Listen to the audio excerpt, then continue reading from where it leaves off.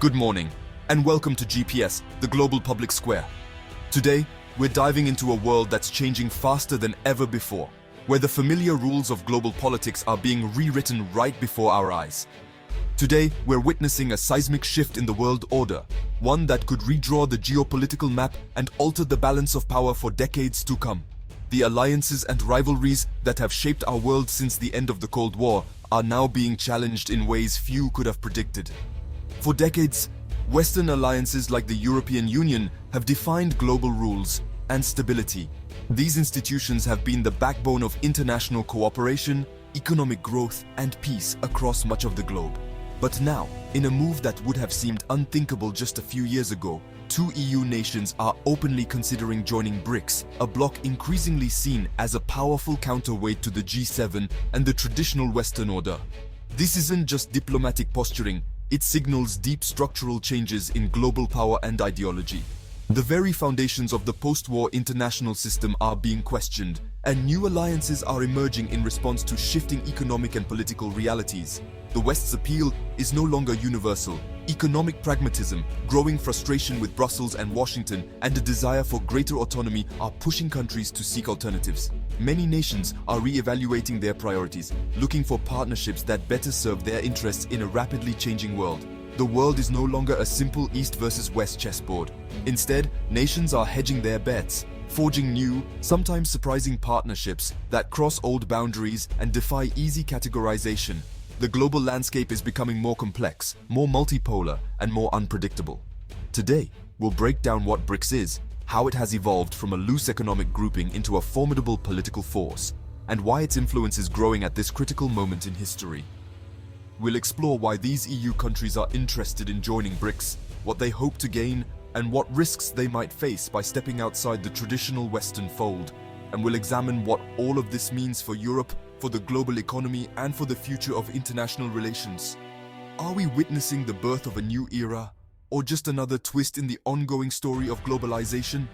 Is this the end of the post-Cold War order, or simply the beginning of a new chapter?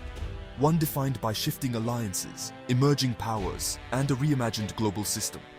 Stay with us as we unpack one of the most significant and fascinating geopolitical developments of our time. The world is changing, let's explore what that means, together, right here on GPS.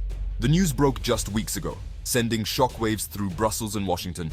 Hungary, and more surprisingly Austria, are formally exploring BRICS membership. Hungarian Prime Minister Viktor Orban declared Hungary must look east as well as west to secure its future. Austria, long neutral and a pillar of the EU, is now openly studying the implications of a BRICS partnership. This is a dramatic departure from Europe's post-war consensus. The European Commission quickly reminded members of their obligations to EU solidarity, while Washington warned of risks to transatlantic unity. Moscow and Beijing, meanwhile, welcomed the move as a sign of a shifting world order. This isn't just about two countries, it's a stress test for the EU's identity and cohesion. The West's political and economic gravity is weakening, while BRICS's pull grows stronger. The question is no longer if the global order is changing, but how fast and what comes next. To truly grasp the stakes in today's shifting world order, we first need to understand what BRICS is and why it matters so much right now. BRICS began as a simple investment term coined by economists to describe the fast-growing economies of Brazil, Russia, India, and China. But it quickly evolved into something much bigger.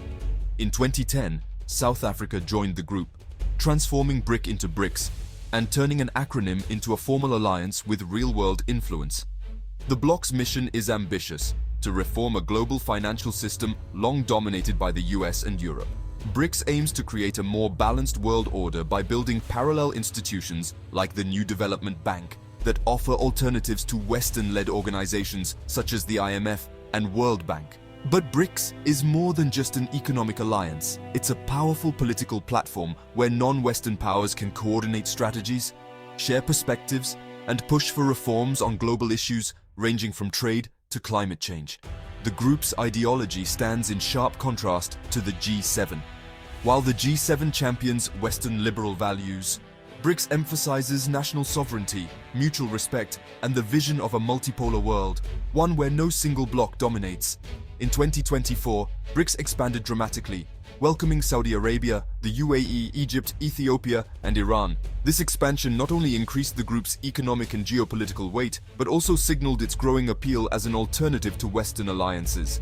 With these new members, BRICS Plus now represents a larger share of the world's population, GDP, and oil production than the G7.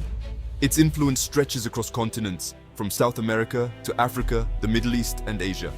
BRICS is no longer just a club of emerging economies. It has become a formidable coalition, challenging the status quo and reshaping the global balance of power. It's this powerful and increasingly influential bloc that countries like Hungary and Austria are now eyeing, considering the potential benefits of closer ties or even membership. The implications for Europe and for the entire world are profound, as BRICS Plus continues to grow and redefine the rules of global engagement. The EU's relationship with BRICS has always been a mix of cooperation and competition. European companies invested heavily in BRICS markets, but political tensions simmered beneath the surface. The EU's values of pooled sovereignty and democracy often clashed with BRICS' emphasis on national interest.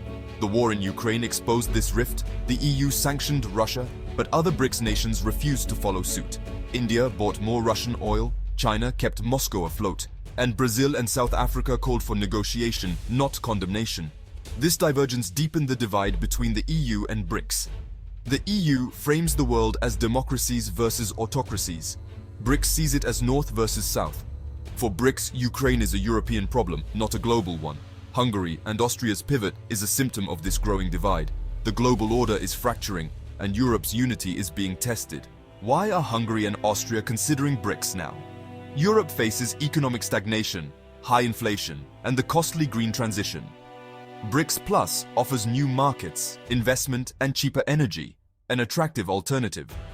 Sanction fatigue is growing as Western economic tools seem less effective and more costly. The US's shift toward America first has made some Europeans question Washington's reliability.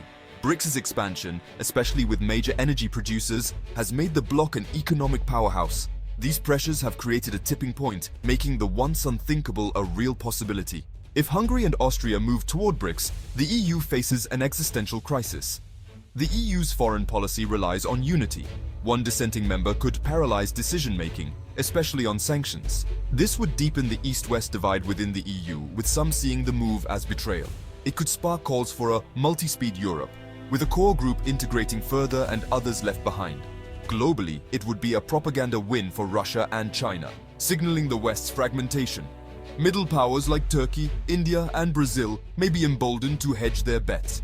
The US's efforts to build a united democratic front would be undermined.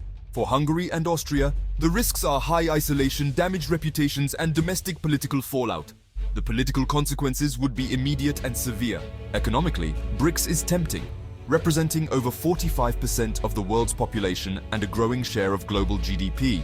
For Hungary and Austria, access to these markets and energy resources is appealing. Membership could mean lower tariffs, investment opportunities, and energy deals outside the dollar system. But the risks are huge. Over 70% of their trade is with the EU. Jeopardizing EU membership could mean new trade barriers, loss of funds, and investor flight. BRICS economies are less transparent and more state-dominated, posing challenges for European businesses. There's also the risk of overdependence on China, the economic gamble trading EU stability for uncertain BRICS growth. The stakes couldn't be higher. The choice is between the known benefits of the EU and the uncertain promise of BRICS. What do the experts think? Around the world, analysts are weighing in, offering a range of perspectives on what these developments mean for Europe and the global order. Dr. Anja Schmidt, a leading European political scientist, calls this a wake-up call for Brussels. She warns that the European Union can no longer take the loyalty of its member states for granted. According to her, the recent moves signal deeper frustrations within the EU, and Brussels must urgently address these concerns to maintain unity and credibility on the world stage. Ian Bremmer, a well-known geopolitical analyst, interprets the situation as pragmatic hedging. In a world where there is no longer a single dominant leader, countries are seeking to keep their options open. He points out that nations are increasingly looking to balance their interests between Western alliances and emerging powers, rather than putting all their eggs in one basket. A former NATO commander, meanwhile, issues a stark warning. He describes the situation as a potential Trojan horse, suggesting that Russia and China could use these openings to gain influence inside both the EU and NATO. This, he argues, could fracture the Western alliance and undermine collective security. For him, this is not just about economics or trade deals, it's a high-stakes geopolitical power play, with the future of the international order hanging in the balance. Meanwhile, a development economist from New Delhi offers a different perspective. She argues that the West consistently underestimates the appeal of BRICS, especially among developing nations. She points out that BRICS offers an alternative model for growth and cooperation, one that resonates with countries seeking more autonomy. For much of the world, BRICS represents opportunity, access to development finance, infrastructure investment, and economic partnerships without the political strings often attached by Western institutions. This, she says, is a powerful draw for many nations. The growing European interest in BRICS, she argues, not only legitimizes the group, but also demonstrates that its appeal has become truly global. It's no longer just a bloc for emerging economies, but a platform attracting attention from established powers as well. The consensus among analysts is clear. The world is at a crossroads. The old order, defined by clear lines and dominant powers, is fading. In its place, a more complex multipolar landscape is emerging. The recent moves by Hungary and Austria are both a symptom of this shift and a catalyst for further change. Their actions reflect broader trends and could accelerate the transformation already underway. The global balance of power is shifting before our eyes, and the choices made today will shape the international landscape for years to come. What does it all mean? We're seeing the end of the unipolar world that followed the Cold War. The rise of China, Russia, and other powers has created a truly multipolar landscape. Hungary and Austria's interest in BRICS is a symptom, not the cause of this shift. For the EU, this is a moment of reckoning. Can it adapt, deliver for its members, and remain relevant? Demanding loyalty isn't enough. Agility and responsiveness are essential. For the US, leadership now means listening and adapting, not just dictating. The Western-led order must prove it offers prosperity and security for all. The world is more complex and fragmented, but also more balanced. New blocs create competition and opportunities for dialogue and solutions. The story of Hungary, Austria, and BRICS is a reminder. History is still being written. The challenge is to understand these changes and shape the future wisely.